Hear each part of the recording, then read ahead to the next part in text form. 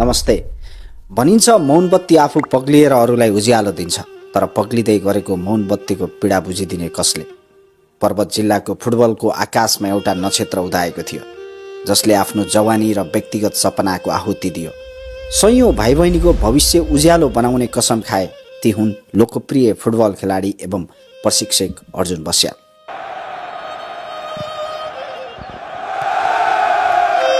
पर्वतको त्यो धुलामे मैदान जहाँ हरेक बिहान सूर्यको पहिलो किरणसँगै एउटा सिटीको आवाज गुन्जिन्थ्यो,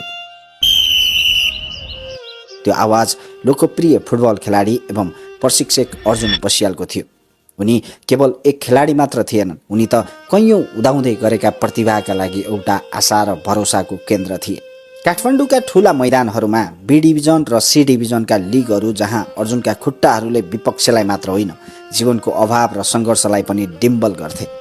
उनको छातीमा एउटा हुटहुटी थियो, राष्ट्रिय जर्सी लगाउने, तर नियति र भाग्यले उनलाई राष्ट्रिय खेलाडीको रूपमा मैदानमा उतार्न सकेन।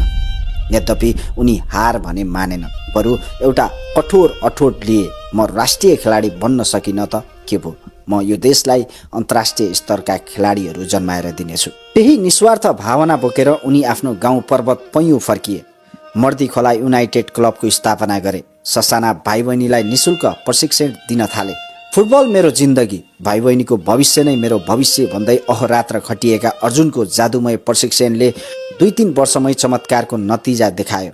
उनीसँग फुटबलको प्रशिक्षण र कखरा सिकेका भाइ बहिनीहरू आज Maldives, Japan, Bhutan, Myanmar, Thailand, Bangladesh जस्ता देशका मैदानमा देशको झण्डा बोकेर दौडिरहेका छन् भने दर्जनौं चेलाहरू नेपालको प्रतिष्ठित क्लबबाट लिग खेलिरहेका छन्। जिल्ला र प्रदेशबाट विभिन्न ठूला धनराशिका पुरस्कारहरू समेत हासिल गरेका छन्।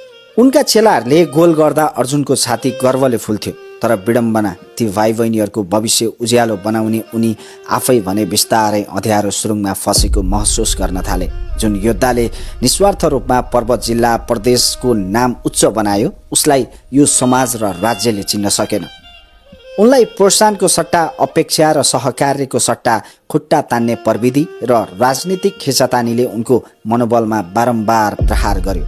हाम्रो एन्फामा चाहिँ अलिकति राजनीति नै छ के। म फुटबल लिन जाँदाखेरि एन्फामा चाहिँ डोमिनेट गरेर 3टा बल शुद्ध दियो कि। त्यहाँ भोट कहाँबाट आउँछ है, जहाँबाट भोट आउँछ उसैबाट खेलाडी भन्दा नि भोट सिस्टम त्यहाँ त नेतागिरी चाहिँ बढी छ नि त। ए डिभिजन क्लबमा 14वटामा 10वटा क्लबमा त मेरो खेलाडीहरू खेलिरहेछ कि। बुझ्दिनुहुन्न कि स्थानीय सरकार, केन्द्रीय, प्रदेश कसैले पनि बुझ्नुहुन्न। समाज सेवामा समर्पित एउटा हिरालाई आफ्नै माटोमा टिकाउने वातावरण कसैले बनाइदिएन। जब घरको चुलो बाल्न गाह्रो हुन थाल्यो र आफ्नै भविष्य अन्यलमा देखियो, तब अर्जुनको आत्मसम्मानमा गहिरो चोट लाग्यो। मेरो खेलाडी त कस्तो हुनुहुन्छ नि सर, जुत्ता किन्ने अवस्था नि छैन कि। मेरो त 10-15 जना खेलाडी चाहिँ राष्ट्रिय टिममा खेल्छन्, जुत्ता किन्ने सुद्धा, जुत्ता जर्सी लगाए सबै सामग्रीहरू उनीहरूलाई किनेर खेलाउन पठाइरहेको छु कि। यो गर उ गर, उनीहरूसँग खाने खर्च नि छैन कि। मेरो खेलाडीले चाउचाउ खाएर नि खेले क्या, त्यो दिन चाउचाउ पानी खाएर खेले त्यो दिनहरू छ। त्यो खेलाडीलाई नि थाहा कि म विदेशी नि बाध्यता भइरहेको छु। स्थानीय सरकारले खेल मैदान बनाइदिनुहोस्, म बस्छु भनेर धेरैचोटि यो प्रयास गरेँ, मैले सकिनँ कि। यो कथा अर्जुनको मात्र होइन, यो त समग्र नेपाली खेलकुद र फुटबलको तितो ऐना हो। क्रिकेट र भलिबलको तुलनामा फुटबल केही व्यावसायिक देखिए पनि राष्ट्रिय र प्रदेश स्तरको खेलाडीले अझै पनि आफ्नो भविष्य सुनिश्चित देख्न सकेका छैनन्। जब एउटा अनुभवी खेलाडी वा प्रशिक्षक बाध्य भएर रातो पासपोर्ट समात्दै विदेशीको तातो भूमिमा पस्नुपर्छ, तब नेपाली फुटबलको एउटा बलियो खम्बा ढल्छ। हामी मैदान त बनाउँछौँ, तर यो मैदानमा सपना भर्ने गुरुलाई र प्रशिक्षकलाई जोगाउन सक्दैनौँ। अर्जुन बस्याल जस्ता प्रतिभा प्लायन राज्यको व्यवस्था र हाम्रो सोचको लज्जास्पद हार हो।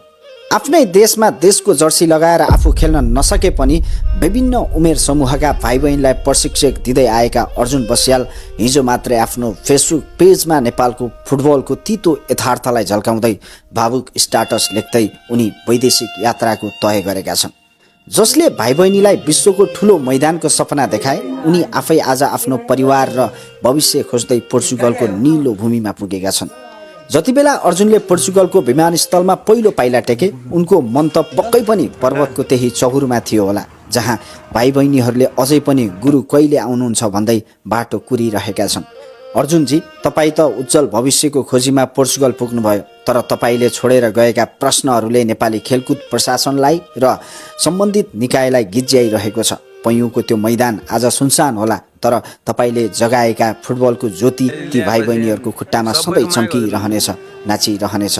आशा छ तपाईँका सपनाहरू छिटै पुरा हुन् र तपाईँले देख्नुभएको र तपाईँले नेपाली फुटबलप्रति दिएको योगदान र प्रेरणाको सधैँ उदाउँदै गरेका खेलाडीहरूले सधैँ सम्झिरहनेछन्। आशा छ तपाईँका सपनाहरू छिटै पुरा हुन् र तपाईँले देख्नुभएको र तपाईँले नेपाली फुटबलप्रति दिएको योगदान र प्रेरणाको सधैँ उदाउँदै गरेका खेलाडीहरूले सधैँ सम्झिरहनेछन्। आशा छ छिट्टै नै तपाईँ आफ्नो सपना पुरा गरी नेपाली फुटबल जगतमा फेरि खेलाडी उत्पादन गर्नका लागि पुनः फर्किनुहुनेछ। तपाईँको उज्जवल भविष्यको शुभकामनासँगै वैदेशिक यात्राको सुखमय र आरामदायी रहोस् भन्ने हामी कामना पनि गर्न चाहन्छौँ। धन्यवाद।